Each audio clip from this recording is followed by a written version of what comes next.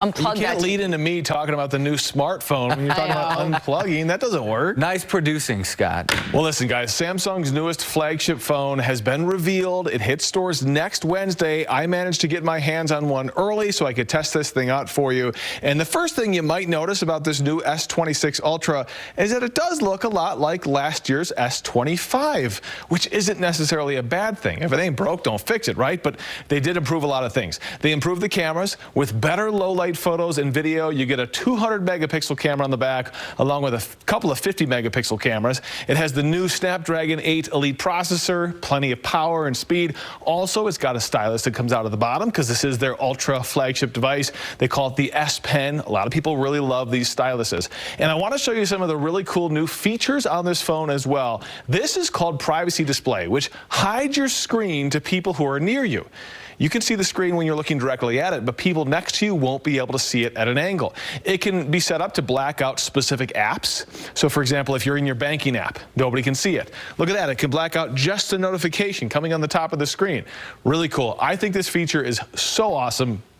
I'd love to see this on more phones, and I hope it makes its way to more phones as well. And you got to see this. This feature is called Horizon Lock. Most phones can stabilize your video, but look at this, guys. This levels that up. You can rotate the phone completely. It locks the horizon. As you rotate the phone, you end up with rock-solid videos, no matter how shaky the camera is, even if the camera goes sideways. Look at this. So the video being recorded on the phone is on the right, and you can see what I'm doing to the phone as I record, and you would never know it by looking at the resulting video. Crazy, crazy, crazy. I think that's cool. The low-light photography is getting unreal on this phone, too. I took some pictures in my backyard in the middle of the night.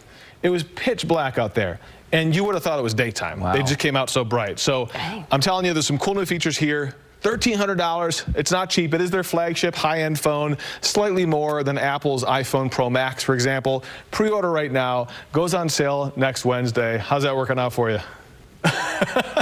Not so much. Not well. I will say, you know, I have an iPhone. Andrea has an iPhone.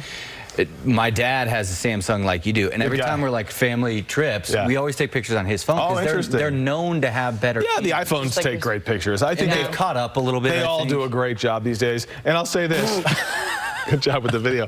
I will say this. If you have an S25 from last year, you don't need to run out and upgrade to the S26 necessarily. It's not that big of a leap. But if you're on an older phone, I think this is an awesome upgrade, and Samsung's doing a cool job of still adding unique, cool features. I love the dark photos, too. Oh, taking photos at dark. Because how many times do you do that? And you can't see anything. And we know you love your privacy screen, because sometimes you'll be on your phone. So you have one that you added on after the fact as a screen. It was honestly a Christmas gift from my mom. It was a screen cover, and she didn't realize she got privacy. But I do like it. Absolutely. I mean, if you're sitting on an airplane, like, it's not like I'm trying. I don't have anything to hide, but it's my business. Don't be looking.